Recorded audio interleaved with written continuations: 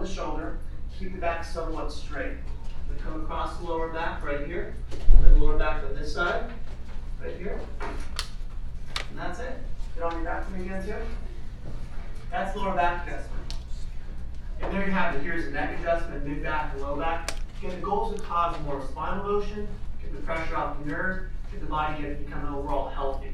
And healthy meaning that whatever you had problems came in with, maybe pain, numbness, weakness, tingling, burning, get those to reduce, and over time, get them to change your lifestyle so your body stays healthy even with minimal chiropractic care. All right?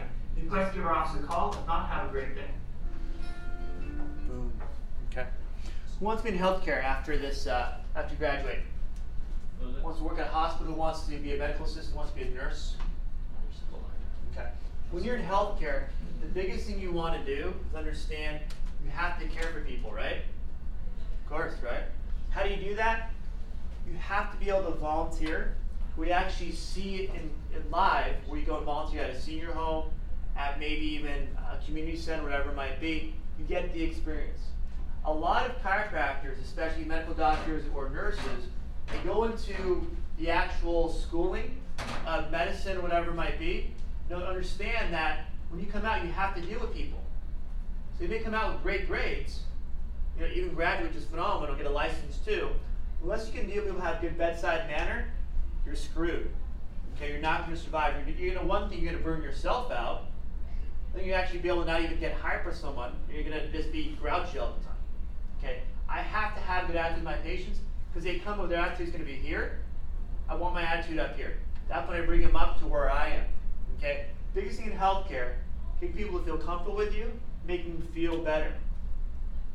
They may come in with a back pain, they may leave with a back pain. If I give them reasons why they have back pain, make them feel a little bit better, that's all I'm looking for. I may not adjust like I did every time, like I did with my intern from this high school a couple years ago. A lot of it is how to make them feel better. In healthcare, your job right now is get good grades. That's all it comes down to. Okay, I'm not going to say it's not that hard, but you have to work hard at it. If you come out in high school, if you want to go to community college or a four-year college after this, even a medical assisting program or technical school, you may come out with A's and B's. You may drop down to B and C initially, which is okay because you have to learn their system and work harder and longer hours of school too.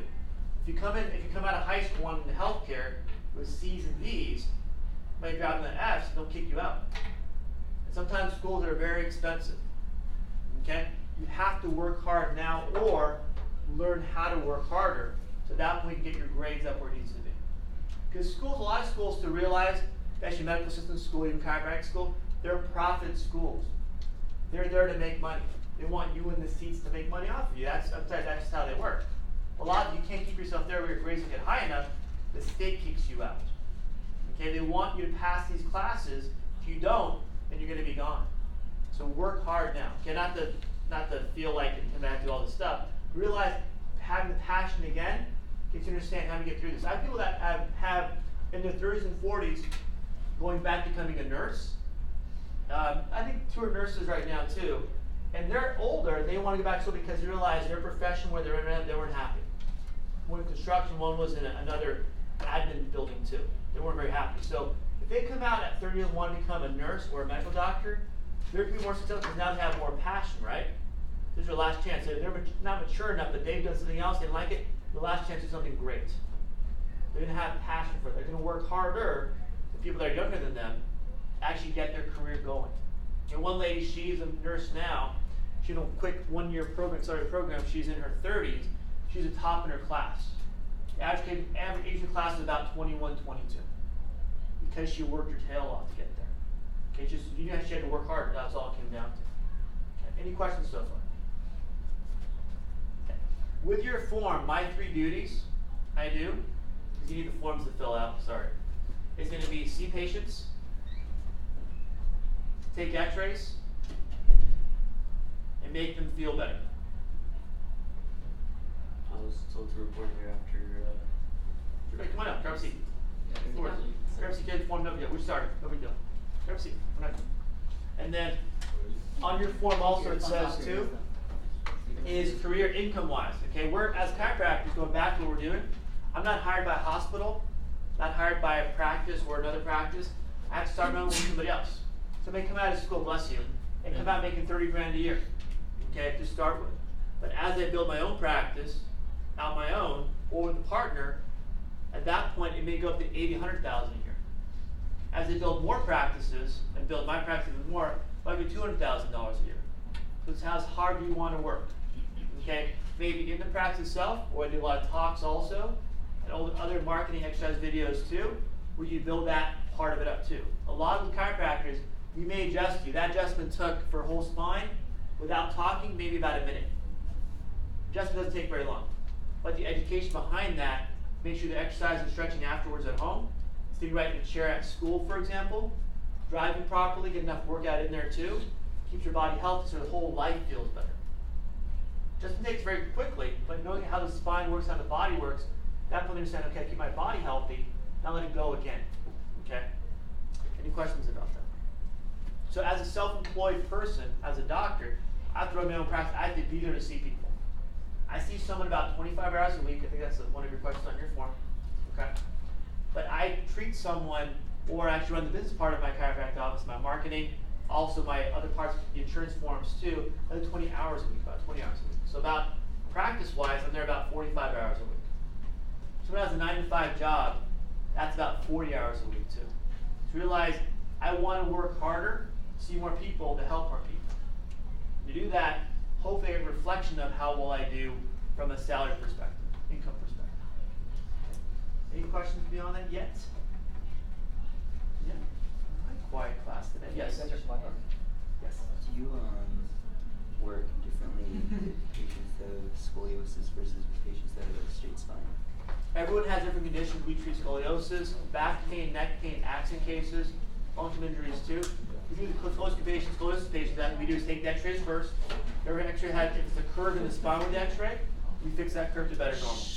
Okay, our biggest thing with scoliosis patients, especially if they're young enough and they're 21 years old, is to understand that when their body, as we move the bones, if they're normal bones of the spine, if they're normal blocks in the spine, normal joint spaces too, the bones will go back to normal. You have to move in the right direction. And also too with scoliosis, add to stretching and strengthening too. I have one patient right now, who's actually a daughter of a medical doctor, and I treat her maybe about, takes me 3 minutes to treat her, 3 times a week.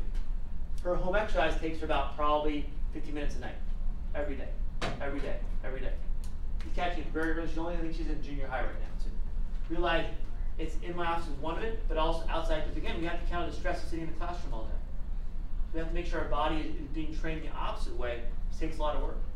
And what I've seen too, surprisingly, kids with scoliosis, they work harder at not having it, correcting it, than the adults do. They want to get better faster. So, okay. Who wants to be in healthcare here? You raise your hand for who wants to be in healthcare.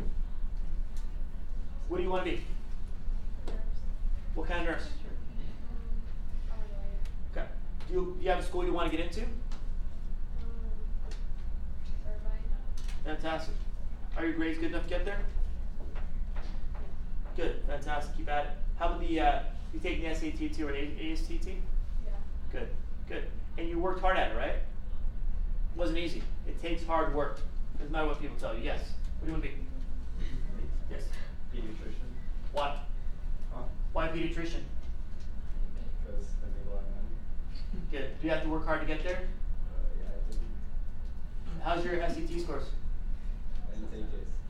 Would you take the ACT or what do you take? I didn't take anything. You're a junior, right? Yeah. Okay, so you have another year to go. How are your grades overall? Good? They're okay. Good. Make them better. Alright. Are you going into this assignment as a health occupation class too? Yeah. Good. At that point, she's going to train you well as well. I've been talking to her about 2 weeks too. And that program too, I like about the program at the school here in general. You guys have a great internship program. Okay, if you want to be a nursing, pediatrician, electrician, or even I think you have a funeral home director, you can be an intern there as a senior, maybe a junior too, if you go into it, and actually get school credit for being off campus. Cool like that, right? So at that point, you go off campus, you go and volunteer, learn about that profession, and come back. You need to take like some questions, whatever it is, too, simple. At that point, get the experience of coming out before. Do you volunteer at a pediatrics office now? No. Why? Just because. I don't know. Haven't thought about it. And I would recommend it because it's not as easy as you probably think. You make good money, but you have to work hard at it too. And it matters if you're in private practice or working for a hospital. See, unlike chiropractic, we come out, work for somebody else or ourselves, that's it.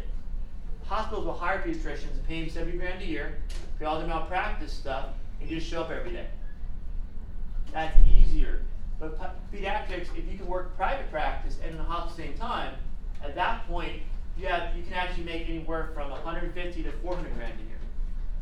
You have to work hard at it. Plus, when you're outside of practice, you realize, I talked to one of my patients. She's the wife of a OBGYN doctor, baby doctor, right? Their malpractice alone per month is $5 grand a month. It's the malpractice insurance. So people don't want to practice part-time or want to practice part-time, they can't because they can't afford the insurance. They work at a hospital, which pays all their insurances to cover them. What's the biggest risk healthcare profession out there? Biggest risk to cause an injury or cause death? What do you think? Surgery. Surgery, so anesthesiologists in surgery. My wife had gallbladder surgery like a couple years ago. The biggest bill was the anesthesiologist, and they see them maybe about 5 minutes.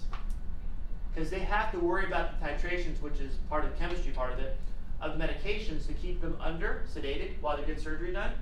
And if they have other complications, my wife had a blood condition for one too, definitely have to worry about that also. So the risk of death or injury is huge.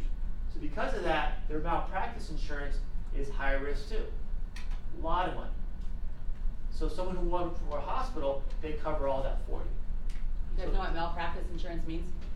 If I hurt someone, my insurance covers me part of it. It's like you're on someone's car insurance. If you hurt someone unintentionally, obviously, at that point that covers that cost of paying their bills, their hospital bills, medical bills, even their attorney fees too. So you have to carry that. As a chiropractor, we have the lowest risk insurance. We pay the lowest amount because our chance of hurting someone is minimal. It's easier to fall out of a plane than get hurt by a chiropractor.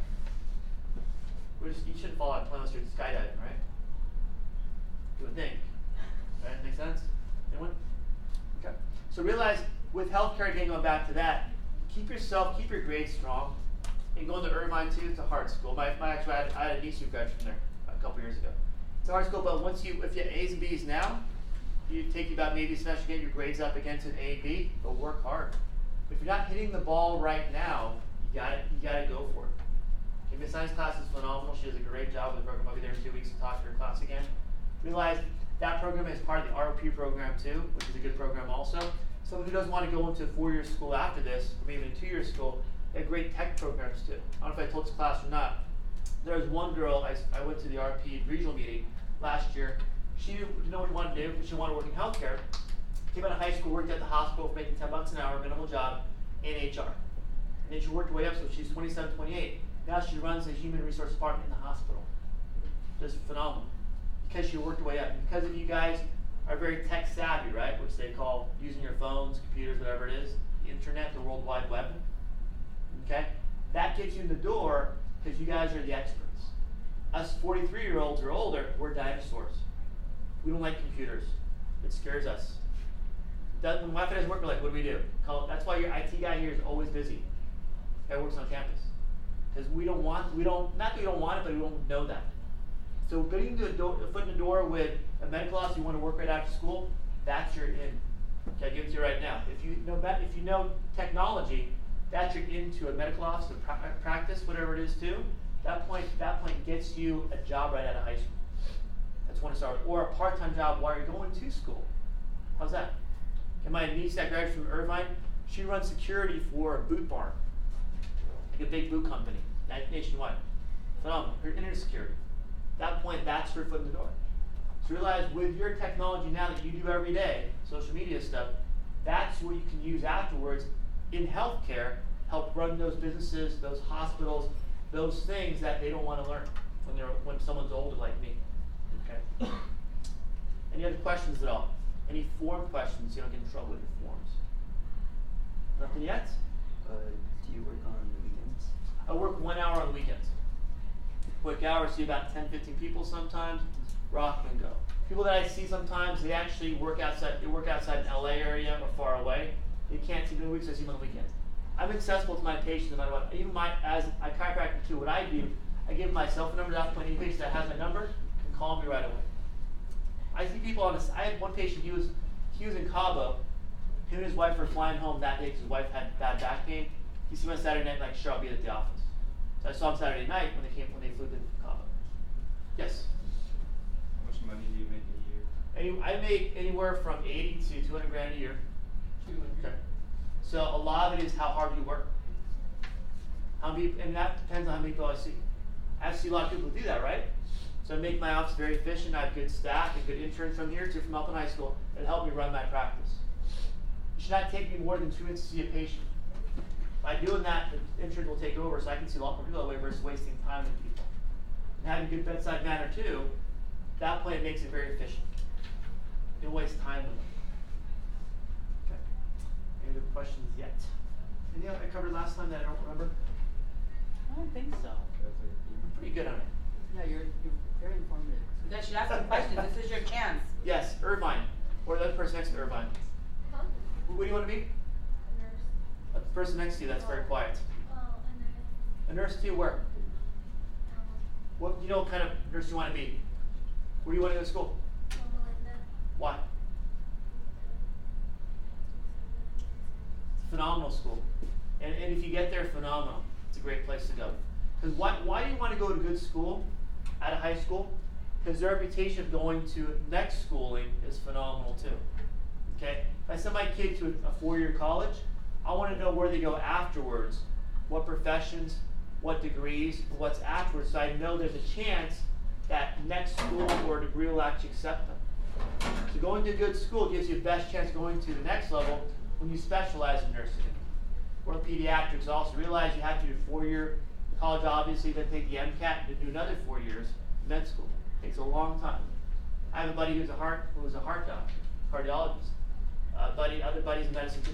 They didn't get their full degree until they're about probably 30 years old, 31, 32. Takes a long time. But as a nurse, maybe 4 years, 5 years, and specialize. I have one of my buddies. His sister is a pediatric nurse over at ICU over at Loma Linda.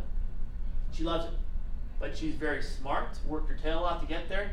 Now she knows what she does, and that's it.